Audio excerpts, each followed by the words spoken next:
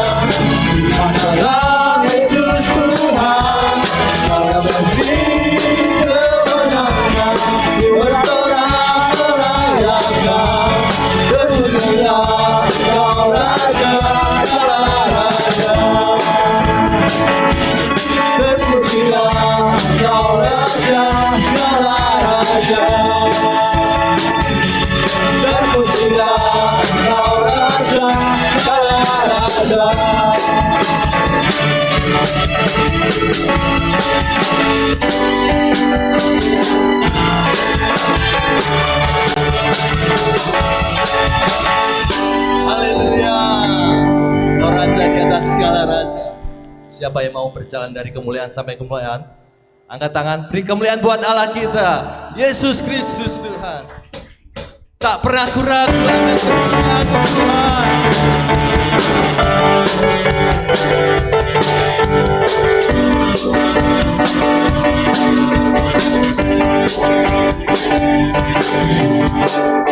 Aku ragu akan kesetiaan-Mu, Kau pegang hidupku sepenuh jiwaku. Ku yakin dan percaya untuk langkahku, Yesus. Kau ada dalam hidup, kuasa jaya untuk selamanya. Hanya Tuhan sumber kekuatan, kuasa-Mu tercurah bagiku senantiasa. Dengan-Mu Tuhan bukan berjalan dari kemuliaan sampai kemuliaan selamanya.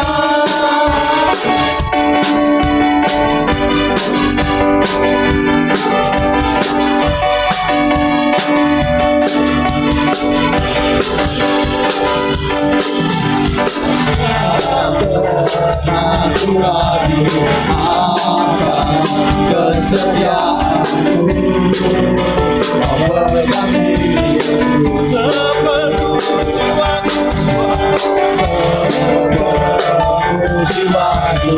Ku yakin dan percaya untuk langkahku, Yesus. Kau Raja, Kau Raja dalam hidupku, kuasa jaya untuk selamanya.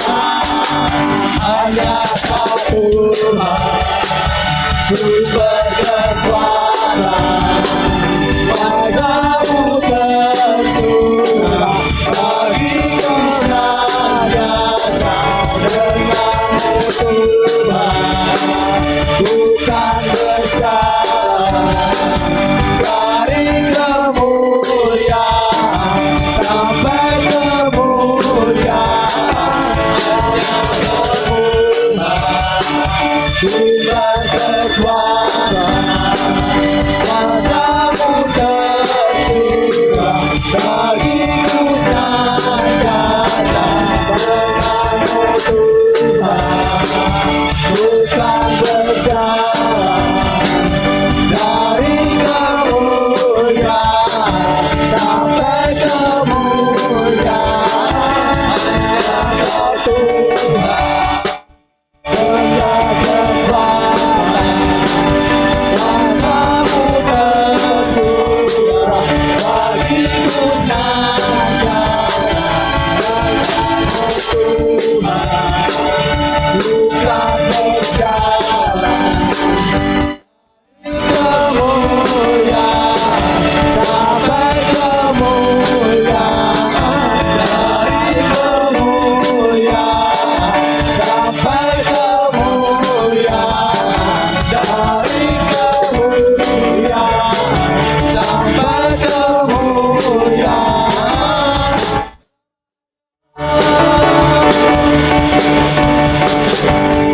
Kami mau berjalan bersama-Mu Tuhan, tak akan goyah, tak akan ragu, sebab Kau beserta kami Tuhan. Yesus Tuhan, haleluya, haleluya. Engkau luar biasa. Silakan duduk dalam hadirat-Mu. Engkau luar biasa Tuhan. Terima kasih Tuhan. Kesempatan ini kami mau lebih lagi Tuhan menyenangkan hati Tuhan, mau dekat melekat kepada Tuhan, sehingga kami mau merasakan Tuhan itu hadir, Tuhan itu ada, Tuhan itu memberikan kuasa, memberikan mujizat dalam setiap hidup kami. Kau Allah yang suci Tuhan, Kau Allah yang suci Tuhan. Haleluya.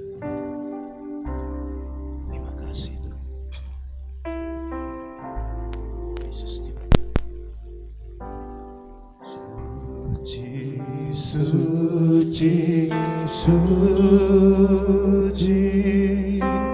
Tuhan Maha Kuasa. Dikau kami puji di pagi yang suci, suci, suci, murah dan perkasa, Allah Tritunggal, agung namamu. Segala pujian bagimu, segenap nafas muliakanmu. Surga bumi kan berseru, kuduslah Tuhan namamu.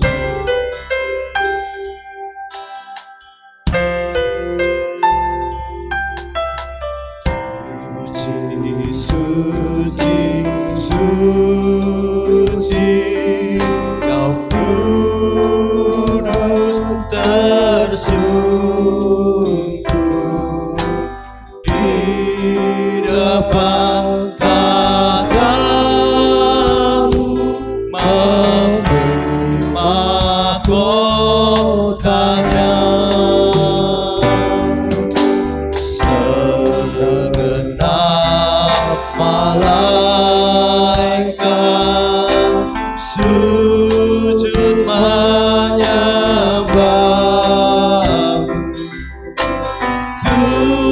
Tuhan yang ada selama-lamanya. Segala pujian bagimu, segenap nafas muliakanmu. Surga bumi kan berseru, kuduslah Tuhan namamu. Segala pujian bagimu, segenap nafas muliakanmu. Surga bumi kan berseru, kuduslah Tuhan namamu. Segala pujian bagimu,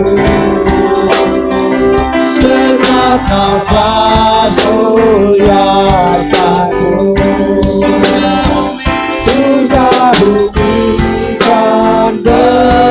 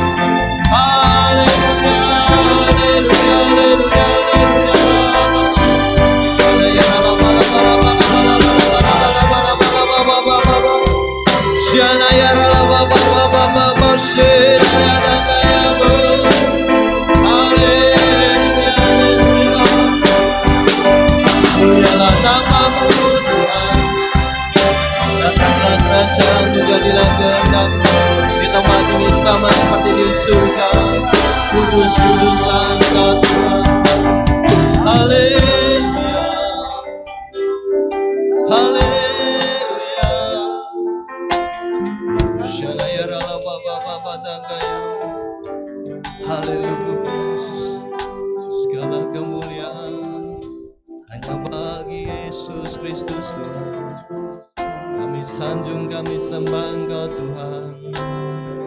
Kau layak dimuliakan, Kau layak ditinggikan, Yesus Kristus Raja. Hosana, Hosana bagi anak domba yang duduk di tahta, yang memerintah dari dulu sekarang sampai selama-lamanya. Hanya Yesus Kristus Tuhan, hanya Yesus Kristus Tuhan yang kami sembah, kami muliakan. Haleluya. Karena Engkau Allah yang besar, ajaib dan mulia. Haleluya, haleluya. Yesus, terima kasih.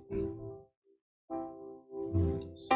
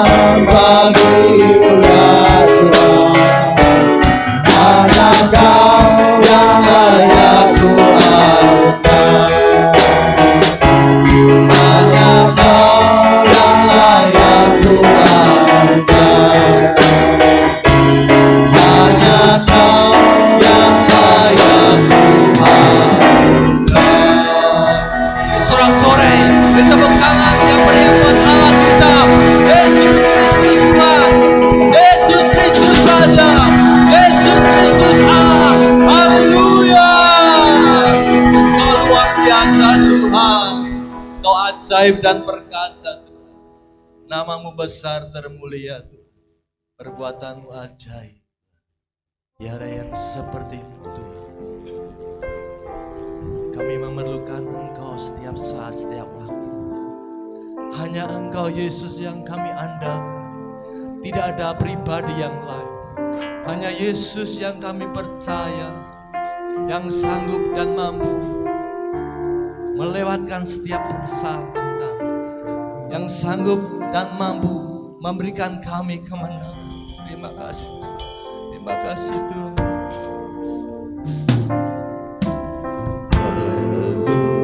Engkau Yesus, haus jiwaku menantikanmu. Ku percaya kau penuh pengharapanku di dalam Yesus, hanya kau yang ku andalkan, melebihi siapapun juga. Yesus, hanya kau yang ku percaya, di setiap waktu tiada lagi ku andalkan selain kau, Yesus.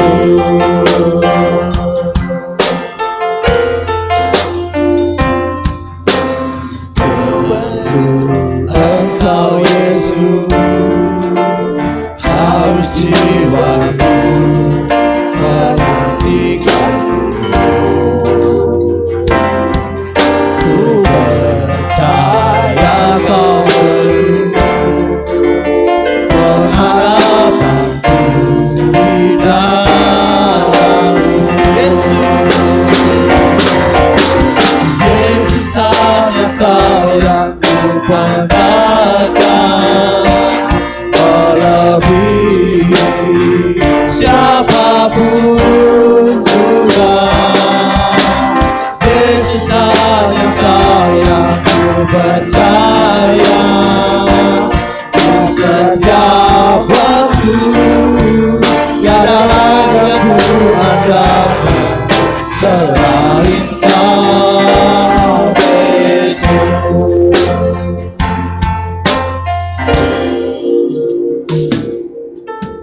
Yesus, hanya kau yang ku andalkan, melebihi siapapun juga.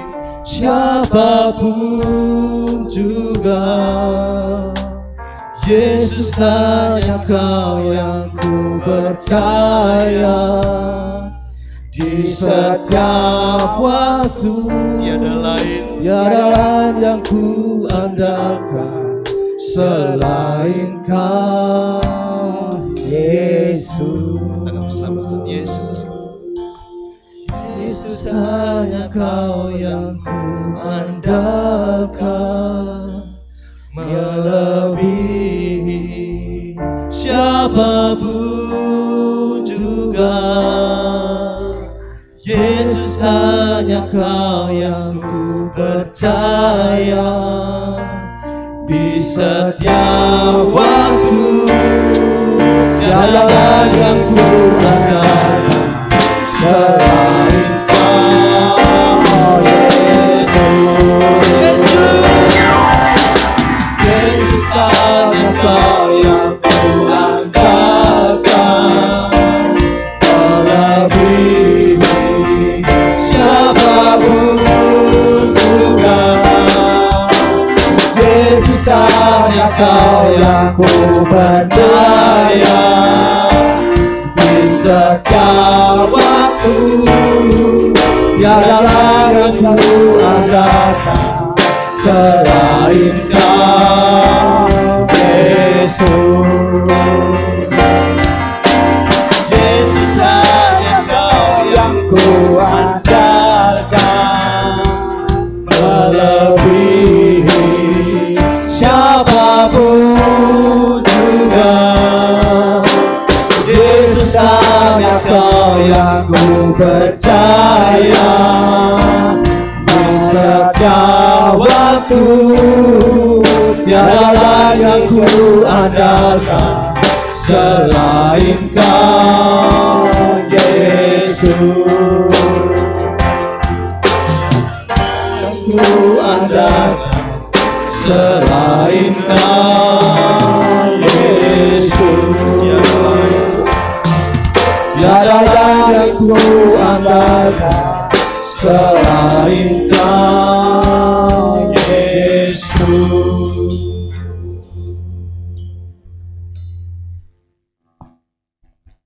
Sungguh Tuhan, kami sangat meyakini meyakini dan mempercayai bahwa hanya Engkaulah satu-satunya yang bisa kami andalkan dalam kehidupan kami ya Tuhan. Dan tidak ada yang lain ya Tuhan yang sungguh-sungguh bisa kami percayai selain daripada Engkau. Oleh sebab itu buat kami terus percaya, berharap hanya kepada Engkau. Buat kami terus Tuhan hanya menggantungkan diri kami kepadamu. Dan buat kami terus Tuhan hanya mengasihi Engkau lebih daripada apapun juga, sebab daripadamu lah Tuhan segala kehidupan kami, daripadamu segala apapun yang ada dalam hidup kami ini bisa kami nikmati hingga dengan hari ini. Olehnya ya Bapa, biarlah kiranya hari ini Engkau berbicara kepada setiap kami dan buat kami mendengar, mengerti serta menangkap apa yang menjadi pesan-pesan Tuhan dan apa yang menjadi kehendak Tuhan bagi kami semua, supaya perjalanan kami sepanjang tahun 2024 ini kami benar-benar akan menikmati masa kelimpahan itu. Olehnya Tuhan berbicara dengan lebih lagi kepada setiap kami, bukakan panca indera rohani kami, aktivasikan panca indera rohani kami, supaya sungguh Tuhan apapun yang Tuhan sampaikan kami dapat memahami dan melakukannya. Terima kasih, kami siap untuk menerima didikan ajaran Tuhan demi nama Tuhan Yesus Kristus. Haleluya. Kita semua yang siap katakan amin. Silakan duduk Bapak Ibu Saudara. Shalom. Puji Tuhan, kesempatan yang indah pada sore hari ini Bapak Ibu Saudara kita bisa kumpul sama-sama lagi dan kita bisa beribadah kepada Tuhan. Dan setelah kita memuji, menyembah, memuliakan nama Tuhan, saatnya kita akan sama-sama belajar firman Tuhan. Dan tahun ini adalah menjadi tahun kelimpahan buat kita semua. Katakan sama-sama, tahun kelimpahan. Dan kemarin kita sudah belajar beberapa hal untuk kita mempersiapkan diri, gitu ya. Salah satunya adalah kita memperkatakan yang positif. Kita percaya ada kuasa di dalam perkataan, maka kita perkatakan firman. Kita perkatakan hal-hal yang diinginkan Tuhan. Kita perkatakan semua yang Tuhan sudah nyatakan dalam hidup kita, dan percayalah bahwa itu semuanya akan jadi, karena hidup dan mati itu dikuasai lidah. Siapa suka menggemakannya akan memakan buahnya. Jadi setiap perkataan yang kita gemakan itu pasti akan menghasilkan buah. Maka kalau yang negatif yang kita gemakan akan menghasilkan sesuatu yang negatif. Kalau yang positif, yang membangun, yang berkat yang kita gemakan, maka itu akan memberkati kita semua. Baik Bapak Ibu Saudara, masih seputar tentang perjalanan orang Israel memasuki tanah Kanaan dari kitab Bilangan pasal 13 ayat 25 hingga 29. Kita akan pelajari sama-sama. Bilangan 13 ayat 25 hingga 29. Yang sudah ketemu katakan amin. Saya akan bacakan buat Bapak Ibu Saudara ayat 25 mulai hingga ayat 29. Sesudah lewat 40 hari pulanglah mereka dari pengintaian negeri itu dan langsung datang kepada Musa, Harun dan segenap umat Israel di Kades di padang gurun Paran. Mereka membawa pulang kabar kepada keduanya dan kepada segenap umat itu dan memperlihatkan kepada sekaliannya hasil negeri itu. Mereka menceritakan kepadanya, kami sudah masuk ke negeri kemana kau suruh kami, dan memang negeri itu berlimpah susu dan madunya, dan inilah hasilnya. Hanya bangsa yang diam negeri itu kuat-kuat, dan kota-kotanya berkubu dan sangat besar. Juga keturunan Enak telah lihat ada di sana. Orang Amalek diam di tanah Negeb, orang Het, orang Yebus, orang Amori diam di pegunungan, orang Kanaan diam di sepanjang laut dan di sepanjang tepi sungai Yordan. Nah Bapak Ibu Saudara, kisah ini adalah kisah dari 12 pengintai. Setiap suku, maaf sebentar.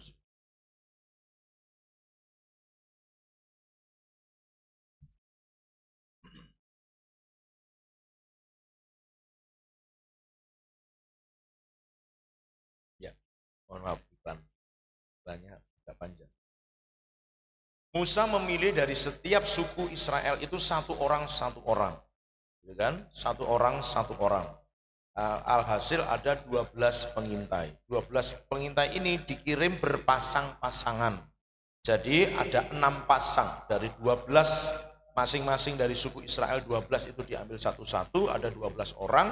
12 orang ini dikirim berpasang-pasangan, jadi sehingga ada 6 pasang. Nah salah satunya yang sering kali saya singgung adalah Yosua, dan Kaleb itu yang berpasangan untuk mengintai negeri Kanaan. Bapak Ibu Saudara yang dikasihi Tuhan, apa yang kita baca ini adalah hasil laporan dari para pengintai ini, dari 6 pasang atau 12 orang yang sudah diutus Musa untuk mengintai itu. Mereka pulang bawa laporan, mereka bawa data, istilahnya begitu ya Bapak Ibu Saudara. Nah, data itu fix, data itu benar. Laporan mereka itu enggak bohong bahwa negeri itu limpah susu dan madu. Ya, ini hasilnya, gitu kan? Kemarin saya sudah singgung. Mereka satu tangkai pohon anggur itu harus mereka gandar dengan pikulan, jadi harus dipikul. Itu saking luar biasanya hasil dari negeri itu. Laporan mereka sama semuanya. Pak Musa, Pak Harun, ini laporan kami. Negeri ini benar limpah susu dan madu. Berarti kan nggak ada yang bohong. Ada masalah. Masalahnya apa? Orang di sana itu raksasa-raksasa. Orang di sana itu ada keturunan orang enak. Orang enak itu keturunan kaum yang terkenal raksasa. Goliat itu adalah salah satu keturunan enak. Salah satu keturunan raksasa yang lain itu berjari 20. Satu tangan berjari 6. Jadi itu keturunan raksasa yang pernah ada di Kanaan. Nah, ada masalah. Benar bahwa negeri ini limpah susu dan madu. Tapi ada masalah yang terjadi. Masalahnya apa? Di situ bangsanya gede-gede. Di situ orangnya gede-gede. Raksasa-raksasa. Orang-orang yang disebutkan di ayat 29 itu adalah orang-orang yang terkenal dengan kemampuan perangnya yang luar biasa. Bukan keturunan raksasa orang-orang ini, tetapi mereka punya kemampuan perang yang sudah sangat terkenal. Sehingga dengan bahasa hitung-hitungan pasukan Israel dengan mereka itu memang bisa mengalami sebuah kekalahan. Jadi begini Bapak Ibu Saudara, pada saat mereka dijanjikan Tuhan akan menikmati sebuah negeri yang limpah susu dan madu, kenyataan enggak? Kenyataan. Tapi sebelum masuk ke sana ada masalah yang terjadi. Masalah dalam konteks cerita ini adalah mereka menemukan keturunan-keturunan atau bangsa-bangsa yang mendiami wilayah Kanaan ini ternyata berketurunan besar-besar dan orang-orang yang hebat dalam peperangan. Nah, kemudian ini yang kemudian jadi masalah. Masalah yang terjadi salah satunya kita akan lihat sama-sama. Nah, kita lihat dulu ayat yang ke-30 dari pasal 13. Kemudian Kaleb mencoba menenteramkan hati bangsa itu di hadapan Musa, katanya, "Tidak, kita akan maju dan menduduki negeri itu sebab kita pasti akan mengalahkannya." Lalu di Bilangan pasal 14 ayat 6 sampai 9. Tetapi Yosua bin Nun dan Kaleb bin Yefune yang termasuk orang-orang yang telah mengintai negeri itu mengoyakkan pakaiannya dan berkata kepada segenap umat Israel, "Negeri yang kami lalui untuk diintai itu adalah luar biasa baiknya. Jika Tuhan berkenan kepada kita, maka ia akan membawa kita masuk ke negeri itu dan memberikannya kepada kita suatu negeri yang berlimpah susu dan madunya. Hanya janganlah memberontak kepada Tuhan dan jangan takut kepada bangsa negeri itu, sebab mereka akan kita telan habis. Yang melindungi mereka sudah meninggalkan mereka. Sedang Tuhan Allah yang hidup, Yahweh namanya, menyertai kita. Janganlah takut kepada mereka." Nah, persoalannya sama, laporannya sama, data yang disampaikan tidak bohong, tetapi ada reaksi yang berbeda, Bapak Ibu Saudara. Cara Kaleb dan Yosua melihat itu dengan kacamata iman. Kemarin kita belajar tentang respon yang tepat. Nah, untuk memasuki negeri Kanaan itu, responnya Yosua dan Kaleb itu tepat. Karena itu respon iman. Katakan sama-sama, respon iman. Jadi sebagai orang percaya Bapak Ibu Saudara, nanti menjalani 2024 agar kita dapat menikmati masa kelimpahan, tahun kelimpahan, responnya harus respon iman. Loh, datanya itu jelas. Negeri ini limpah susu dan madu, tapi orang-orang yang mendiaminya raksasa-raksasa. Memang ada masalah. Tapi Yosua dan Kaleb mengambil keputusan untuk kita berespon secara iman. Memang negeri ini didiami oleh bangsa-bangsa berketurunan raksasa. Tapi kalau kita berserta dengan Tuhan, Tuhan menyertai kita. Di pasal 14 tadi dikatakan dengan jelas, Kalau kita mau sungguh-sungguh, kita melibatkan Tuhan, kita mau benar-benar hidup berkenan kepada Tuhan, tidak memberontak kepada Tuhan, percayalah bangsa yang tinggal di Kanaan itu nanti kita akan telan habis, kata Yosua begitu. Itu respon iman Bapak Ibu Saudara. Nanti kita akan lihat hasilnya sama-sama. Ada respon yang lain. 14 ayat yang kedua. Bersungut-sungutlah semua orang Israel kepada Musa dan Harun. Dan segenap umat itu berkata kepada mereka, sekiranya kami mati di tanah Mesir atau di padang gurun. Ayat 10, pasal 14. Lalu segenap umat itu mengancam hendak melontari kedua orang itu dengan batu. Tetapi tampaklah kemuliaan Tuhan, kemah pertemuan kepada semua orang Israel. Bapak Ibu Saudara, reaksi yang lain yang terjadi, kebanyakan dari mereka adalah ternyata bersungut-sungut. Bahkan setelah Yosua ngomong seperti ayat yang sudah saya bacakan sebelumnya tadi, tenang, kita pasti bisa tumpas habis, kita bisa pasti telan habis bangsa itu. Yang menyertai mereka sudah meninggalkan mereka. Sementara Tuhan yang hidup, pakai huruf besar tadi, itu yang menyertai kita. Jadi kita pasti bisa mengalahkan bangsa itu. Kita pasti bisa merebut tanah itu. Kita pasti bisa menduduki tanah itu. Itu kata Yosua. Selesai ngomong itu, bangsa Israel dengar itu pengen melontari dengan batu. Reaksinya berbeda. Responnya salah. Responnya berbeda dengan responnya Yosua dan Kaleb.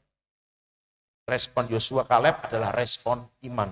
Sementara responnya orang-orang ini adalah orang Israel pada umumnya dan 10 pengintai yang lain, responnya adalah respon kekalahan. Kenapa Bapak Ibu Saudara? Yang masalahnya sekali lagi, yang mereka lihat sama kan? Hasilnya iya, negeri ini limpah susu dan madu iya. Ada masalah memang, yaitu keturunan-keturunan raksasa tinggal di sana. Bangsa-bangsa yang hebat berperang ada di sana. Nah, cuma kacamatanya jadi lain. Yang lain melihat dari sisi masalahnya, itu adalah orang Israel dan 10 pengintai yang lain. Gitu kan? Makanya tadi dikatakan di pasal yang ke-13, mereka laporannya, tapi bangsanya itu gede-gede dan sebagainya dan sebagainya. Kita tidak mungkin bisa mengalahkan mereka. Kaleb sempat mengatakan, tidak, kita pasti bisa menduduki negeri itu.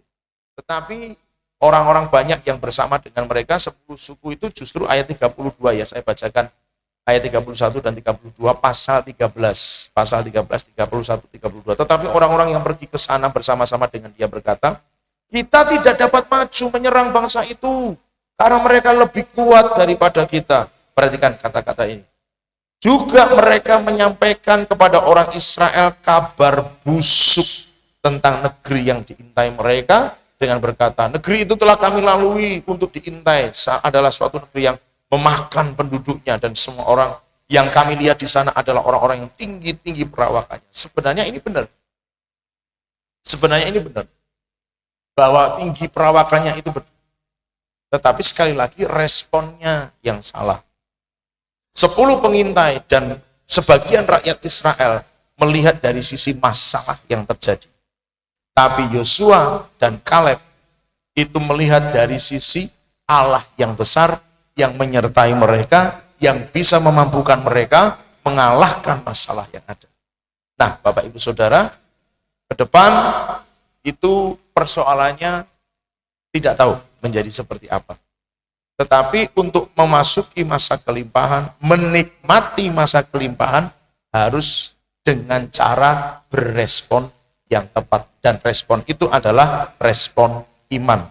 Masalahnya mungkin ada, ya, masalahnya ada, tapi jangan lihat dari sisi masalahnya.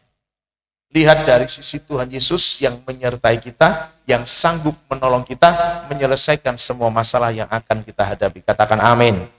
Sekali lagi katakan amin. Tuhan sanggup, katakan Yesus sanggup. Dia yang memampukan saudara dan saya akan melewati segala macam apapun demi memasuki masa kelimpahan itu. Jadi responnya Bapak Ibu Saudara, jangan lihat pada bagian masalahnya.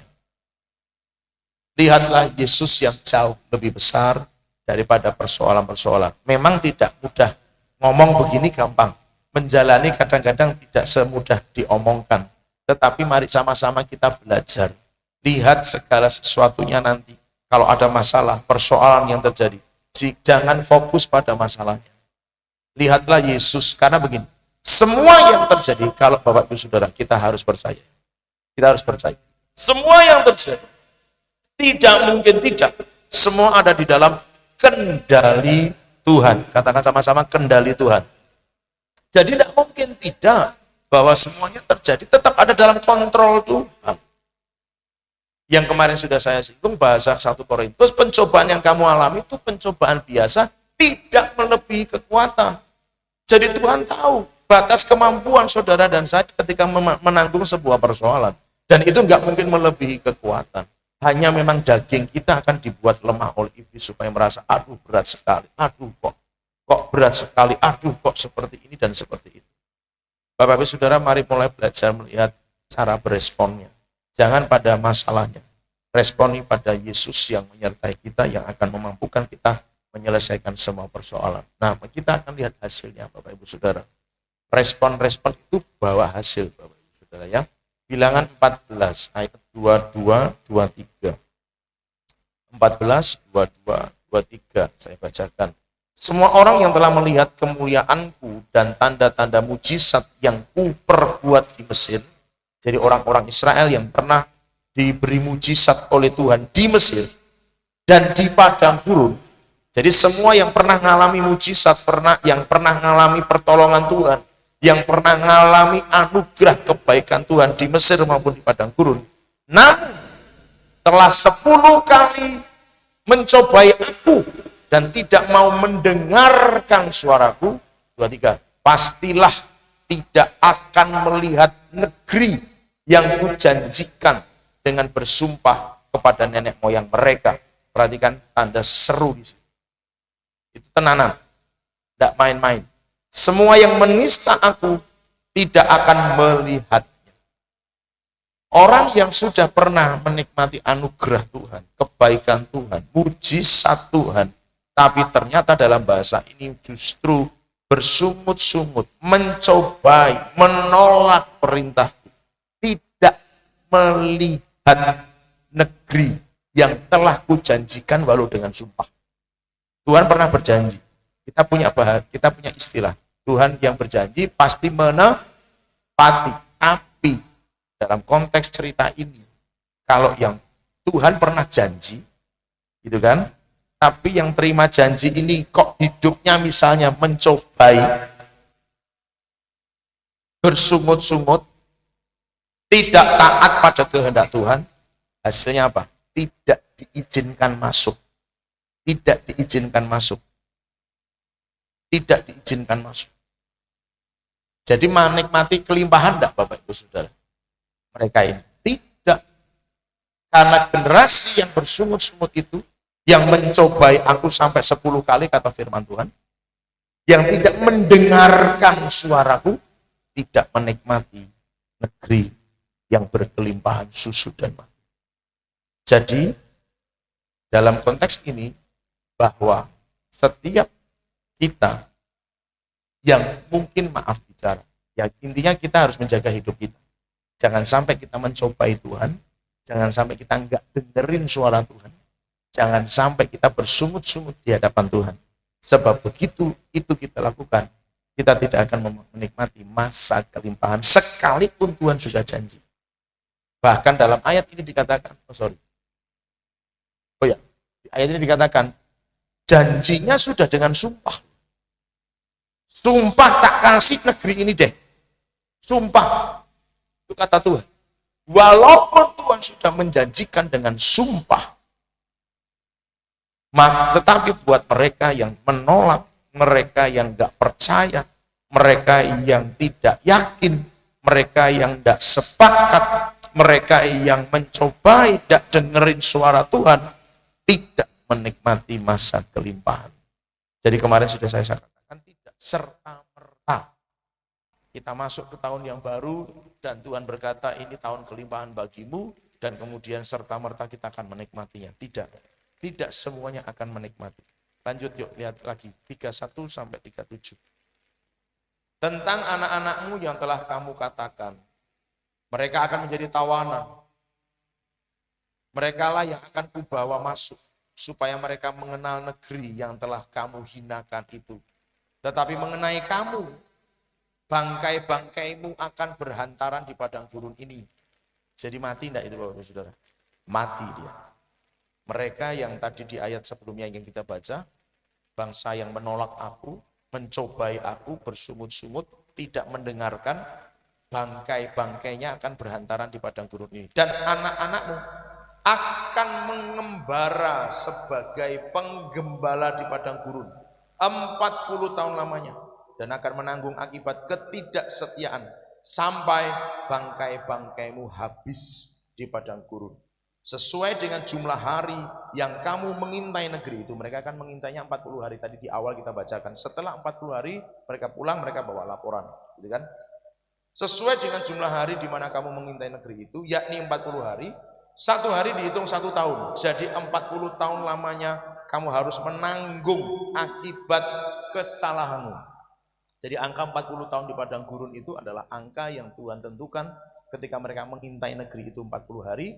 1 hari dianggap 1 tahun, maka mereka diputer-puter di padang gurun 40 tahun. Tetapi akibat apa? Menanggung kesalahan.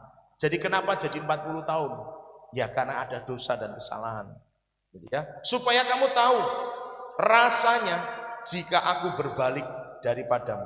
Aku, Tuhan, yang berkata demikian. Sesungguhnya aku akan melakukan semuanya itu kepada segenap umat yang jahat ini, yang telah bersepakat melawan aku di padang gurun ini. Mereka akan habis dan disinilah mereka akan mati. Adapun orang-orang yang telah disuruh Musa untuk mengintai negeri itu, yang sudah pulang dan menyebabkan, perhatikan, pengintai-pengintai tadi yang menyebabkan umat ini bersungut-sungut kepada Tuhan dan menyampaikan kabar busuk tentang negeri itu.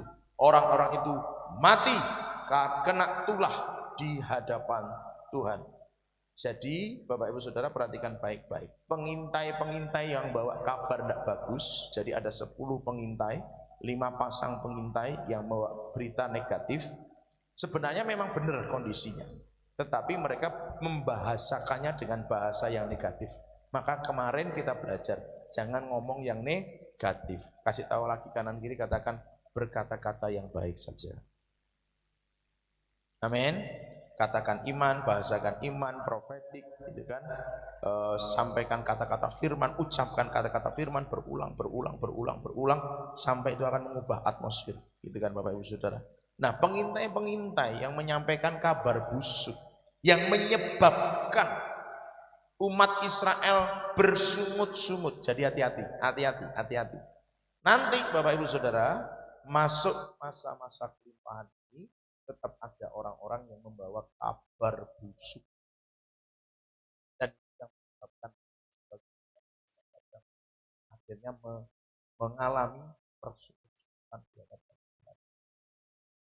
Dan hasil dari orang yang seperti itu, kalau dalam konteks cerita ini, pengintai-pengintainya mati. Orang-orang yang dengar berita busuk dan bersungut-sungut mati semuanya.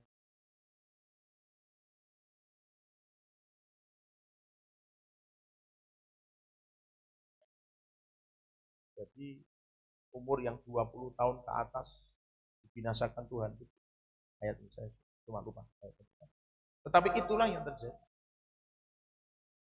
Bahwa Tuhan membinasakan semua generasi yang bersungut-sungut. Tetapi anak-anak mereka itu anak-anak yang masih, ayat 29. Oke. Nah, anak-anak mereka jadi pengembara di padang gurun selama 40 tahun. Walau tetap mereka akhirnya masuk ke negeri yang baik. Tapi selama 40 tahun mereka akan menjadi pengembara. Ya jelas sekarang mereka masih harus diputar-putar Tuhan selama 40 tahun. Jadi Bapak Ibu Saudara perhatikan baik-baik. Yang menyampaikan kabar busuk tidak menikmati masa kelimpahan. Yang percaya kabar busuk tidak menikmati masa kelimpahan. Yang ngomong tidak pendapat, yang percaya omongan yang seperti itu enggak menikmati masa kelimpahan. Jadi Bapak Ibu Saudara hati-hati, ke depan itu akan ada banyak berita-berita. Yang percaya kabar busuk tidak akan menikmati kelimpahan. Allah apa tenan, apa beneran sih? Mosok seperti itu sih, gitu kan? Itu akan terjadi. Dampak dari ketidakpercayaan, dampak dari iman yang tidak sepakat, dampak dari kesepakatan yang bukan mengarah kepada iman. Loh, mereka sepakat loh, saudara. Sepakat percaya, tapi percaya pada berita busuk. Mereka sepakat. Mereka sepakat, mereka ya berkata bersama-sama ya, tetapi kepada berita busuk itu. Alhasil yang menyampaikan kabarnya tidak menikmati kelimpahan, yang percaya juga tidak menikmati kelimpahan. Jadi hati-hati. Orang mungkin berkata, aku sepakat, ya sepakat ngapain? Sepakat percaya berita bohongnya, sepakat percaya berita tidak bagusnya, sepakat percaya dengan berita negatifnya, atau sepakat untuk percaya pada respon imannya. Perhatikan, 12 dibagi menjadi 6 pasang. 5 pasangnya berkata negatif, membuat bangsa Israel bersungut-sungut. Tapi 1 pasang, 2 orang saja yang berkata, kita pasti bisa. Lalu ceritanya berakhir gimana, Bapak Ibu Saudara? Beneran mereka masuk ke Kanaan enggak? Masuk di bawah kepemimpinan Yosua, melanjutkan kepemimpinan Musa. Catatannya ada dalam kitab Yosua, Bapak Ibu sudah bisa baca. Jadi 5 ini menyampaikan berita bohong enggak sih? Oh, enggak bohong mereka sebenarnya. Itu fakta, itu data real yang mereka lihat. Negeri itu benar limpah susu dan madu, tetapi bangsa yang ditinggal di situ keturunan raksasa. Aduh, kita enggak bisa. Nah, ini berita negatifnya. 5 pasangnya berkata enggak bisa. Kita kalah, kita akan ditindas habis. 1 pasang, 2 orang saja yang berkata, kita pasti bisa. Kenapa? Ada Tuhan yang menyertai kita. Kita pasti masuk. Kita pasti bisa menguasai. Kita pasti bisa mendudukinya. Alkitab menulis dengan jelas. Yang berespon iman, itu yang menikmati masa kelimpahan. Itu yang menikmati masa kelimpahan. Sekali lagi, yang berespon iman itu yang menikmati masa kelimpahan. Percaya mana? Percaya yang 5 pasang atau percaya yang 1 pasang? Percaya 5 pasang itu berita benar faktanya, tetapi memandang dari sisi negatif. Yang 1 pasang berita yang sama, tetapi memandang dengan respon iman, kacamata iman. Yang Tuhan dengar, yang Tuhan izinkan menikmati kelimpahan adalah yang berespon iman. Nah, saudara coba renungkan begini. Ayatnya tadi bilang, anak-anakmu yang akan mengembara di padang gurun, itulah yang akan masuk. Jadi maaf, itu berarti semua bapak ibu yang hadir pada waktu itu, pada masa ini, pada titik waktu di mana firman ini ditulis peristiwanya, itu berarti semuanya binasa enggak Bapak Ibu Saudara? Semuanya mati. Semuanya. Kenapa anak-anak yang ditulis oleh Alkitab? Anak-anak waktu itu belum punya prasangka. Anak-anak pada waktu itu belum punya pemikiran-pemikiran yang aneh-aneh. Yang sudah bisa bersungut-sungut itu yang dewasa. Yang dewasa. Coba kasih tahu kanan kiri, katakan begini, hati-hati. Yang anak-anak masuk. Yang sudah orang tua enggak masuk. Dalam konteks cerita itu. Karena yang sudah bisa punya pikiran, kok ini ya, kok gitu ya, kok begini ya. Itu semua yang sudah tua, sudah generasi orang tua itu. Yang anak-anak yang belum punya pemikiran, kok ini ya, kok begitu ya. Itu yang diizinkan masuk. Jadi Bapak Ibu Saudara hati-hati ya. Pola pikir kemarin kita belajar tentang stigma. Ucap yang diberikan tentang sesuatu atau seseorang kepada sesuatu atau kepada seseorang. Hati-hati. Itu bisa membuat kita tidak menikmati masa kelimpahan. karena stigma itu. Wah, bisa begitu ya? Wah, pasti ini nggak bagus. Gitu kan saudara? Itu kan cara berpikir orang yang menilai orang. Apalagi kalau udah jadi stigma, selamanya orang itu pasti begini. Nggak mungkin berubah. Orangnya pasti kayak begini. Bahaya. Karena kita tulis dengan jelas, yang tidak berespon iman, responnya negatif, tidak menikmati masa kelimpahan.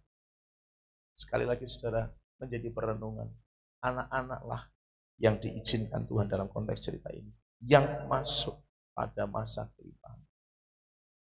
Yang generasi sudah lebih dulu, orang tua mereka, semuanya habis binasa. Habis binasa. Dibinasakan Tuhan di padang gurun. Nunggu bangkai, bahasanya tadi ya, nunggu bangkai-bangkaimu itu kering di padang gurun. Setelah semuanya dibinasakan Tuhan, 40 tahun kemudian, generasi anak-anak mereka sudah mulai bertumbuh, jadi orang dewasa, dengan hati yang tetap murni, tetap tulus di hadapan Tuhan. Walau pada akhirnya kita tahu bersama cerita firman Tuhan tentang Israel, bagaimana setelah mereka masuk negeri Kanaan, ya akhirnya seperti itu lagi gitu ya. Nah, tetapi maksudnya dari cerita di mana, dari kisah peristiwa di mana Tuhan sedang memutar-mutar mereka 40 tahun itu adalah peristiwa orang-orang yang hatinya tidak siap. Tidak siap untuk percaya pada pimpinan Tuhan melalui Musa. Tidak siap percaya pada pimpinan Tuhan melalui Yosua.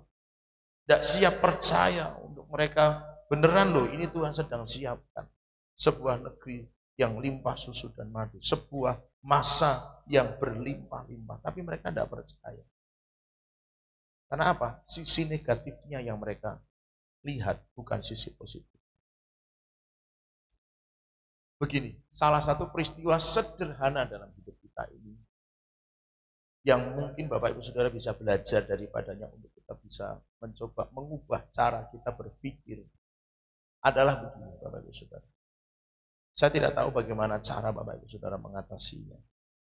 Tapi misalkan Bapak Ibu Saudara, ini hanya sebuah peristiwa loh ya, hanya sebuah peristiwa.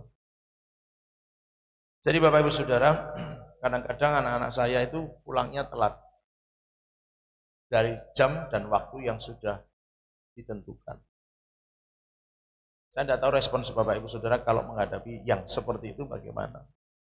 Tapi bagi saya pribadi, daripada saya ngomel-ngomel tentang mereka, wah anak kurang ajar, nggak pulang, nggak tepat waktu, ngapain aja sih, ngapain aja.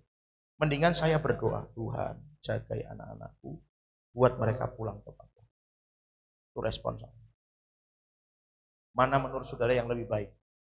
Ngomel-ngomel dalam hati, mereka pulang langsung dar begitu, atau Tuhan tolong mereka. Kalau mereka nyasar, mereka tidak, maksudnya nyasar yang sengaja gitu kan, menyasarkan diri, main ke teman-teman Tuhan sama hatinya, supaya mereka balik tepat waktu.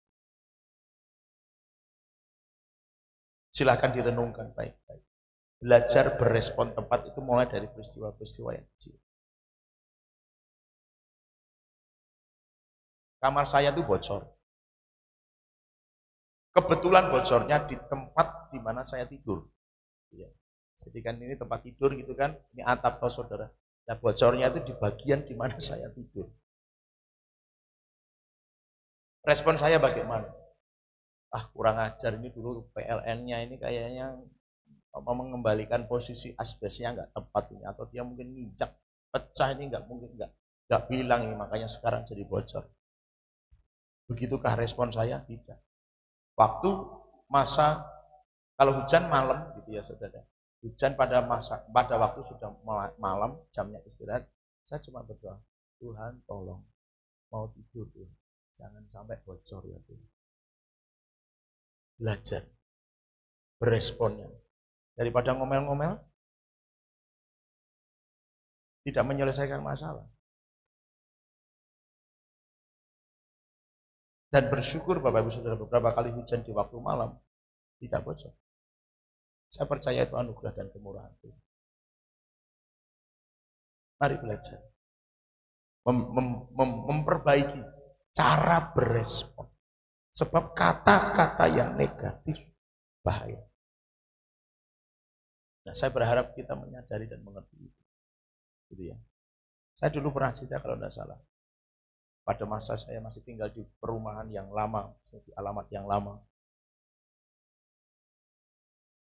Berangkat arisan, hujan saudara, bawa payung. Payungnya ketinggalan. Responnya marah-marah. Iya toh, mosok ya, bukan payungnya kok ya dibawa pulang, gitu kan saudara. Kadang-kadang orang bisa berespon seperti itu ya. Gimana toh, wong tetangganya, wong kita kan arisan satu RT. Jadi kan tahu ini punya siapa, dan itu kan mudah. Kalau di lingkungan kami kan satu RT cuma satu gang. Jadi ibarat kata orang berdiri di sini ngelihat tetangganya yang di ujung jalan kelihatan, Pak payungmu ya Pak, itu kan bisa. Tapi responnya bagaimana? Orang mungkin bisa, gimana toh ini payung bukan punyanya kok ya dibawa pulang. Tahu bukan punyanya ya biarin di situ. Jadi waktu saya misalnya pergi ke rumah orang yang tadi ketempatan arisan kan payung masih ada di situ. Pak payung saya ketinggalan. Oh iya Pak ini ada di sini. Diambil mudah. Responnya gimana? Saya cuma berdoa. Tuhan, payungku ketinggalan dibawa orang. Ya Tuhan izinkan baliklah. Tapi sebagian orang mungkin tidak bisa begitu kan. Bukan saya berkata saya lebih baik dari siapapun. Tidak. Saya hanya mulai belajar berespon secara tepat. Loh, berdasarkan fakta loh saudara. Saya katakan tadi 10 pengintai itu berdasarkan fakta loh. Dia bukan menceritakan berita bohong, tidak melebih-lebihkan ceritanya, beritanya, datanya, enggak. Cuma cara ngelihatnya, cara ngeresponnya yang beda. Dengan Yosua dan Kaleb. Masalahnya sama, payungnya ke bawah orang. Responnya bagaimana? Ngomel-ngomel.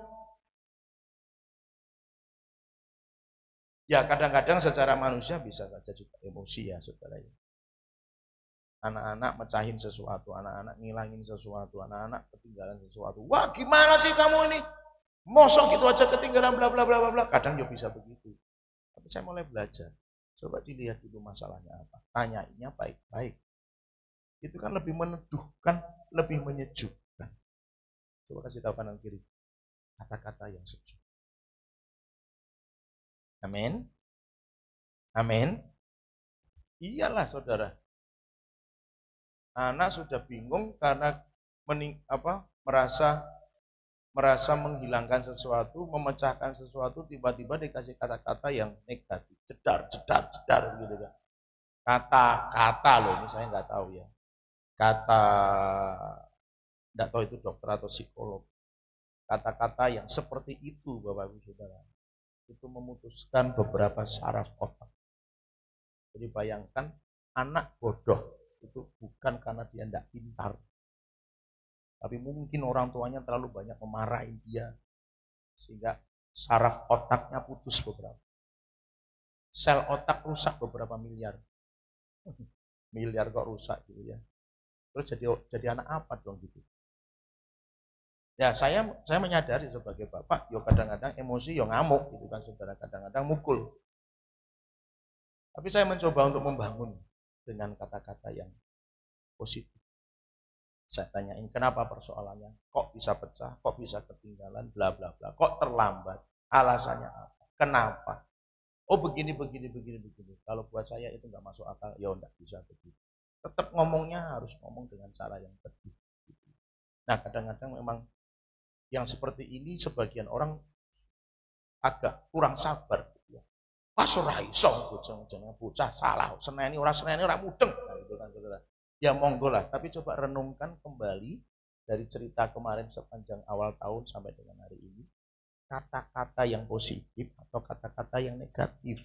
Kata-kata yang membangun atau kata-kata yang mematahkan semangat. Ini penting Bapak Ibu Saudara. Sekali lagi ya, datanya enggak bohong. Cuma cara ngomongnya beda.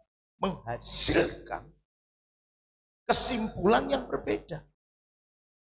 Kata-kata yang melemahkan membuat Israel jadi bersungut-sungut. Tapi kata-kata yang iman justru yang diperhitungkan Tuhan memasuki masa kritis.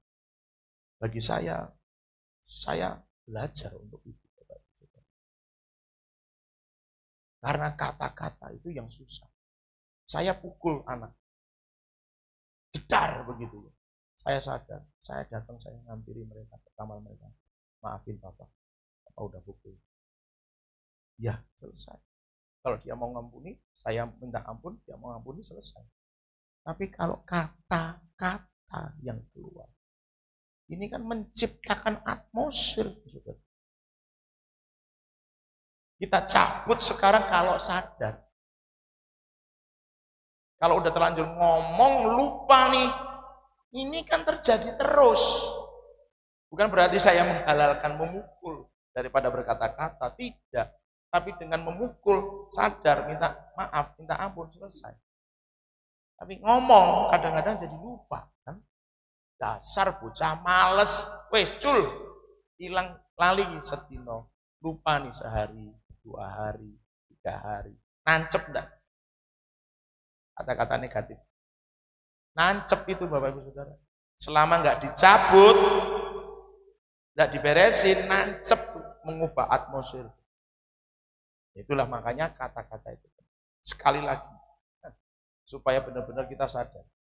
Untuk memasuki masa kelimpahan, respon yang benar, respon yang tepat, respon yang iman, itulah yang diperhitungkan Tuhan.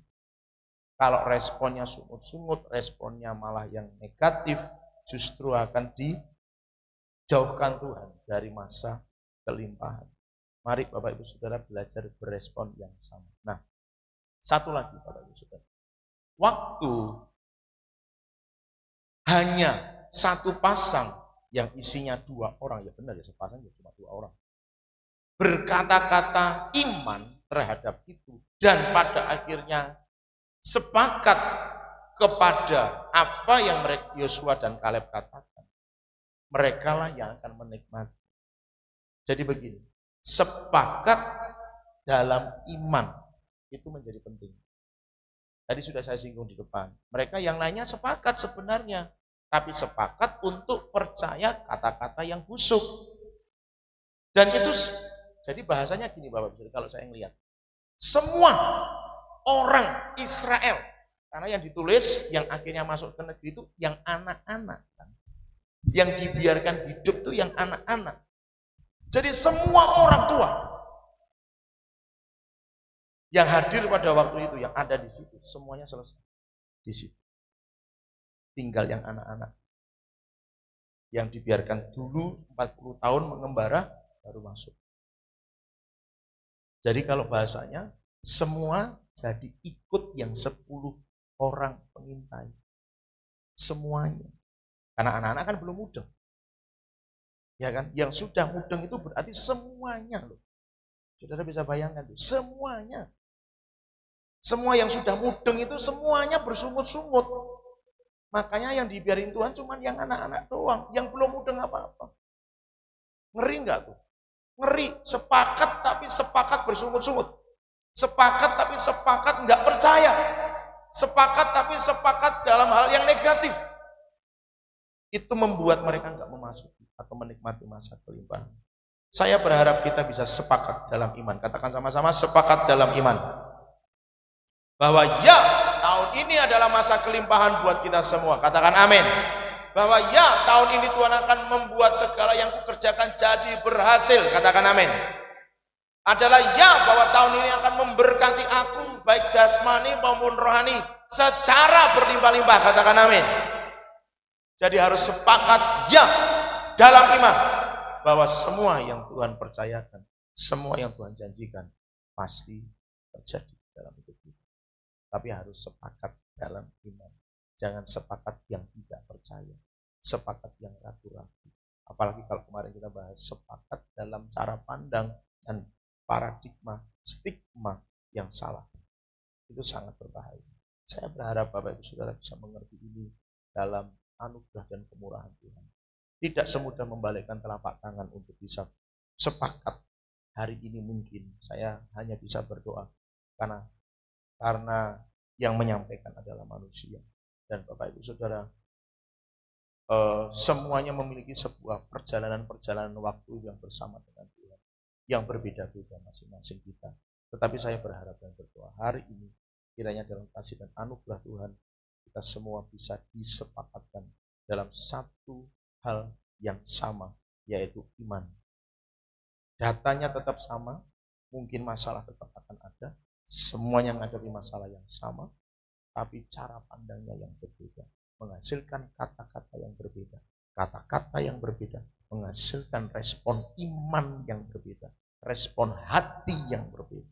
Dan respon hati yang berbeda menghasilkan, menentukan apakah seseorang menikmati masa kelimpahan atau tidak diizinkan menikmati masa kelimpahan. Oleh sebab itu Bapak Ibu Saudara, mari sama-sama kita akan sepakat dalam meresponi masa-masa ke depan ini dengan iman. Mungkin secara logika kita akan menemukan sebuah persoalan yang nggak mungkin Pak, nggak bisa. Jelas ini, data sudah jelas. Tapi kalau Tuhan mungkin berkata melalui kami gembala, Bapak Ibu, ayo percaya, semuanya pasti jadi. Saya berharap Bapak Ibu Saudara juga ikut percaya. Yang siap percaya katakan amin. Yang siap percaya katakan amin. Memang tidak mudah ya Bapak Ibu Saudara. Saudara semuanya ngerti bagaimana saya, bagaimana saya ikut kembali. Bagaimana kondisi kami secara pribadi maupun keluarga kami. Kalau saya ngomong soal sesuatu, mungkin saja ada yang berpikir, ada yang melihat kenyataan kok nggak sama. Tapi saya berharap dengan segala kerendahan hati, saya berharap, saya memohon, Bapak Ibu Saudara tetap percayai kami untuk bisa membawa kita semua masuk pada masa kelimpahan.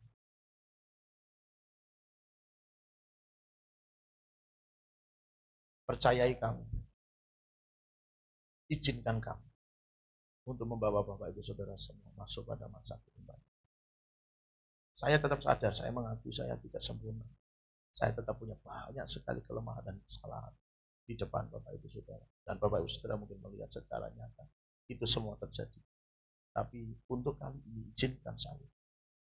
Izinkan kami untuk membawa Bapak Ibu Saudara masuk pada masa kelimpahan. Sekalipun mungkin memang berat. Harus dengan jujuran air mata. Harus dengan tetesan darah. Dan bahkan itu mungkin juga banyak luka yang mungkin harus ditimbulkan. Karena perjalanan ini yang cukup berat. Karena saya memang merasanya, saya dapatnya dari Tuhan, perjalanan kita tidak menjadi semakin mudah memang. Tidak hanya dalam arti perjalanan Bapak Ibu Saudara, menjalani hidup sekuler kita, maksudnya kerja, sekolah, kuliah, pelayanan, enggak. Tapi masalah-masalah relasi, masalah-masalah sosial dengan siapapun, dengan sesama kita, sesama tubuh Kristus, atau juga dengan orang-orang dari pihak luar, itu akan banyak mengalami friksi, mengalami benturan. Jadi, cuma masalahnya yang dengan luar itu kadang-kadang menekan kita, saudara, dengan membenturkan kondisi itu dengan iman kita, gitu loh, saudara. Misalnya contoh ini hanya contoh. Kita bersosial dengan tetangga tuh. Kita Kristen sendiri itu di lingkungan tuh. Pak, kalau jenengan masih ke gereja nanti Anda keluar dari lingkungan ini. Sementara kalau kita mau pergi dari lingkungan itu kita nggak punya tempat, kita nggak punya siapapun. Misalnya, ini hanya contoh saja. Nah, itu benturan tuh. Gereja kan selalu ngomong percaya Tuhan pasti buka jalan. Tapi kenyataan kita di lingkungan sudah ditekan tuh. Nah yang kayak gini-gini ini bisa saja muncul, tapi bukan peristiwa yang sama persis bukan, tetapi benturannya yang saya sebutkan itu bisa saja mengalami hal yang serupa. Pada kenyataannya harus begini, tapi dalam bahasa iman, sepakat imannya untuk memasuki masa kelimpahan, nggak bisa begitu. Kita harus berbahasa yang benar sesuai dengan iman. Tetapi kenyataannya berbeda. Bapak Ibu Saudara akan menemukan itu di sepanjang tahun ini. Tapi sekali lagi izinkan kami membawa Bapak Ibu Saudara masuk pada masa kelimpahan itu. Dengan berbagai macam peperangan, dengan berbagai macam situasi kondisi yang mungkin bisa menggores kulit kita, yang mungkin membuat keringat kita menjadi serasa sudah kering karena terlalu capek, terlalu lelah, dan sebagainya. Tapi izinkan kami terus membawa masuk pada masa kelimpahan. Karena ketika Bapak Ibu Saudara percaya, sepakat dengan kami gembala, bahwa kita dibawa Tuhan masuk pada masa kelimpahan itu, maka kita semua akan menikmati. Yang percaya, yang sepakat dengan Yosua dan Kaleb, itulah yang masuk pada masa kelimpahan. Yang tidak sepakat, tidak percaya, tidak menikmati masa kelimpahan. Jadi Bapak Ibu Saudara, mari sama-sama kita tetapkan hati untuk percaya. Sama-sama untuk percaya. Kita akan sama-sama datang pada Tuhan.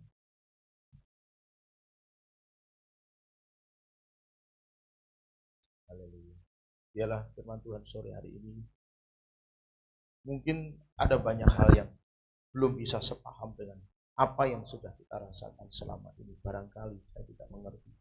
Tetapi percayalah Bapak Ibu Saudara bahwa saya sedang tidak mengajarkan kesesatan kepada Bapak Ibu Saudara.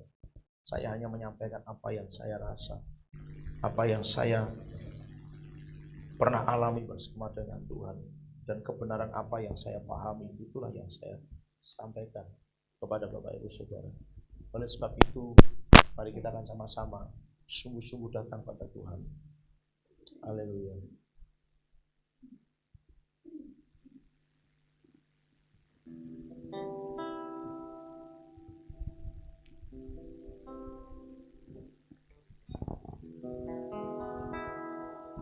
Ku hidup karena percaya Kau yang berjanji setia, pengharapanku selalu ada di dalam-Mu. Ku tidak akan menyerah meski dalam kesesatan. Seluruh hidupku dalam genggaman-Mu. Aku punya Tuhan yang besar. Aku punya Tuhan yang besar, yang telah berjanji dan sanggup menggenapi. Imanku bersepakat percaya kuasa-Nya. Ku terima sekarang kemenangan dari-Mu. Lagi katakan, ku hidup karena percaya. Ku hidup karena percaya.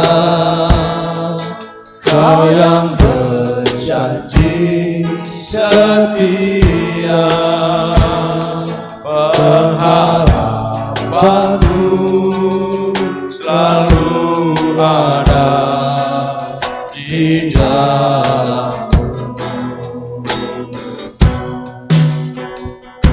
Ku tidak akan menyerah meski dalam kesesatan.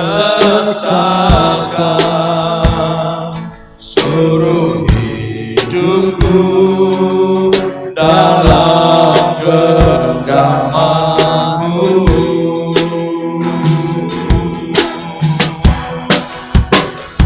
Aku punya Tuhan yang besar, yang telah berjanji dan sanggup menggenapi. Imanku bersepakat percaya kuasa-Nya. Ku terima sekarang kemenangan. Aku punya Tuhan yang besar, yang tak berjanji, yang sanggup menggenapi. Imanku bersepakat percaya kuasa-Nya. Ku terima sekarang kemenangan darimu. Bapak Ibu Saudara dikasihi oleh Tuhan, hanya dengan cara kita melangkah dengan iman, itu yang akan membuat kita bisa memiliki sebuah kepercayaan yang besar. Kepercayaan terhadap Tuhan yang akan melakukannya melalui para pemimpin-pemimpin kita. Bapak Ibu Saudara yang dikasihi Tuhan, langkahlah dengan iman bersama dengan mereka-mereka yang Tuhan percayai untuk memimpin kita, untuk mengarahkan kita. Belajarlah melangkah dengan iman, percayai bahwa yang Tuhan taruh kepada mereka bukanlah sesuatu yang akan menjerumuskan kita, melainkan sesuatu yang akan membawa kita pada masa kelimpahan. Oleh sebab itu Bapak Ibu Saudara, upgrade iman kita untuk percaya Tuhan sanggup, Tuhan mampu, Tuhan bisa melakukannya bagi setiap kita. Dan mari sepakat dalam iman, sepakat dalam iman, sekalipun menghadapi keturunan-keturunan raksasa, tetapi kita percaya masa ini adalah masa yang limpah dengan susu dan madu. Memang ada keturunan raksasa, tetapi percayalah bersama dengan Yesus kita lakukan perkara-perkara yang besar. Namun demikian kita butuh sepakat Bapak Ibu Saudara dalam iman, bahwa sekalipun kita menghadapi raksasa itu, namun bila kita sepakat dalam iman bahwa Tuhan akan menolong kita dan memampukan kita mengalahkan semuanya itu, sehingga kita akan benar-benar bisa memasuki masa kelimpahan itu. Maka mari kita akan belajar sama-sama sepakat, percaya bahwa Tuhan sanggup melakukannya buat kita.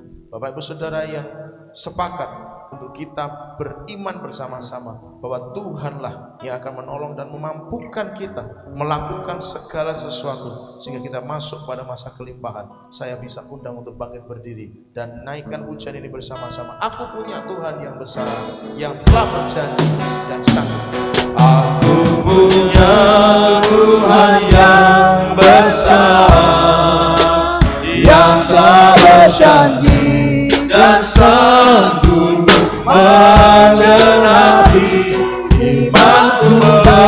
Bersepakat percaya pasalnya, ku terima sekarang kemenangan. Aku punya Tuhan yang besar, yang telah berjanji dan sanggup menggenapi imanku.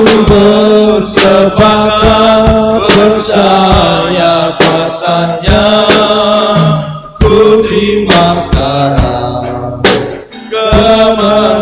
Sekali lagi, aku punya Tuhan yang besar, yang telah berjanji dan sanggup menggenapi imanku.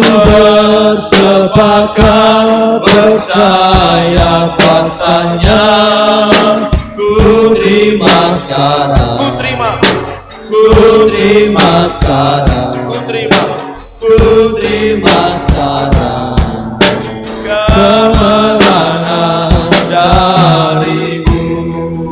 Mari sembah Tuhan. Haleluya, haleluya,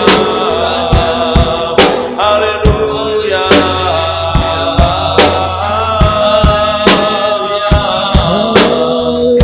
Syukur kepadamu Tuhan, Terpujilah namamu Tuhan, terpujilah namamu, luar biasa namamu Tuhan.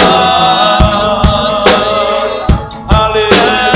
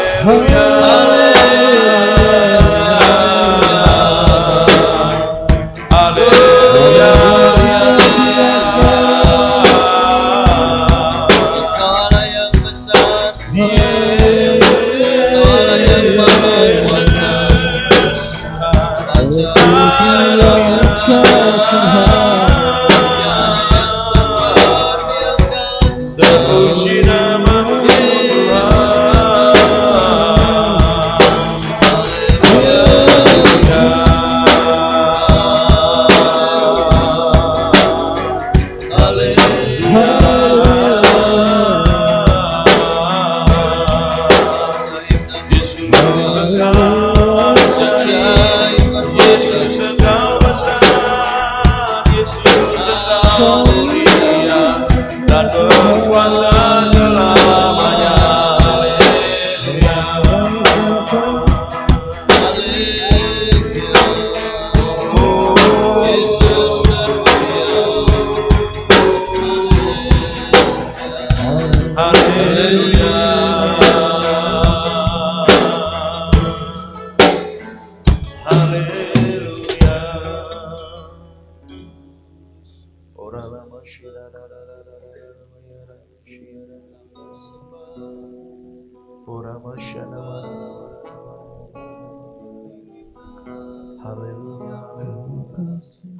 Dengan segala kerendahan hati, mari taruh setiap tangan kanan kita di dada. Melalui tangan-tangan ini hamba berdoa, Tuhan impartasikan kepada setiap kami semua, seperti yang Tuhan pernah lakukan pada zaman Yeskiel, bahwa Tuhan menaruh hati yang baru, hati yang baru, hati yang taat kepada umat-Mu. Hari ini hamba juga berdoa padamu, kiranya Tuhan Kau berikan kepada kami hati yang baru, hati yang bisa sepakat dalam iman, hati yang sepakat untuk kami bisa berkata dengan kata-kata iman dan firman, sepakat untuk kami bisa melihat segala hal yang terjadi sesuai dengan yang Tuhan janjikan bagi kami, sekalipun faktanya adalah masalah, tapi ajar kami dan buat kami bisa sepakat melihat dari sudut kacamata Tuhan, bahwa kami punya Tuhan yang besar, yang sanggup menolong kami, yang sanggup melepaskan kami, bahkan memberikan kepada kami kemenangan yang ajaib, yang luar biasa. Olehnya Tuhan taruh di setiap hati kami saat ini hati yang baru, hati yang bisa sepakat dalam iman, untuk bisa melihat segala sesuatu dari kacamata Tuhan, dari sudut pandang iman saja. Dan kami tahu Tuhan, dengan cara itulah kami akan memasuki masa kelimpahan itu. Olehnya dengan ini ya Tuhan, aku singkirkan segala keraguan-keraguan, segala kecemasan, segala ketakutan yang tidak bisa membawa kami pada kemajuan iman yang menghambat kami masuk pada masa kelimpahan itu. Aku singkirkan dari setiap hati kami dalam nama Tuhan Yesus Kristus, dan berikan kepada kami hati yang sungguh-sungguh percaya bahwa Tuhan akan membawa kami masuk pada masa kelimpahan itu. Demi nama Yesus, hati yang baru itu Tuhan taruh di setiap hati kami, menggantikan hati yang dari Tuhan, menggantikan hati kami yang lama, sehingga kami benar-benar memiliki hati yang sungguh-sungguh taat, percaya, dan sepakat dalam iman untuk kami memasuki masa kelimpahan itu. Demi nama Tuhan Yesus Kristus. Dan sekarang tengadahkan kedua tangan kita di hadapan Tuhan Bapa dalam nama Yesus.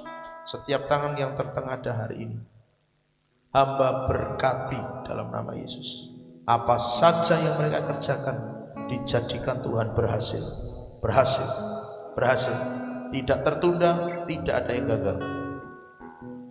Sekalipun mungkin nampak tertunda dan nampak gagal, tetapi itu sesungguhnya keberhasilan yang gilang gemilang yang Tuhan sediakan untuk mereka semua. Demi nama Yesus, Tuhan memberkati dalam seluruh aspek hidup, roh, jiwa, dan tubuh. Diberkati Tuhan, ada blessing yang dari Tuhan. Jasmani dan rohani mereka diberkati Tuhan, ada blessing yang dari Tuhan turun atas mereka. Dalam nama Yesus, Tuhan impartasikan sendiri melalui kuasa Roh Kudus-Mu atas setiap kami. Tuhan impartasikan dalam nama Yesus, sehingga setiap mereka mengalami berkat Tuhan, mengalami anugerah Tuhan, mengalami pertolongan dan kasih Tuhan senantiasa. Setiap tanah yang mereka injak diberkati Tuhan. Setiap apa saja yang mereka lakukan diberkati Tuhan.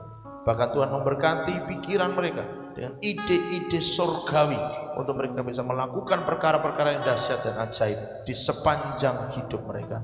Demi nama Tuhan Yesus Kristus, diberkatilah CSK Family, diberkatilah semua kami, diberkatilah demi nama Yesus, diberkati kesehatan mereka, diberkati rumah tangga keluarga mereka, diberkati semua yang mereka kerjakan, sekolah, kuliah, diberkati Tuhan, semua yang ada dalam hidup mereka, dalam nama Yesus. dan Tuhan meteraikan semua berkat itu atas mereka. Dalam nama Yesus. Terima kasih Tuhan. Terima kasih Tuhan. Terima kasih Tuhan. Dan segala berkat ini pun Tuhan meteraikan dengan darah anak domba Allah atas setiap kami semua. Demi nama Tuhan Yesus Kristus. Haleluya. Dia sanggup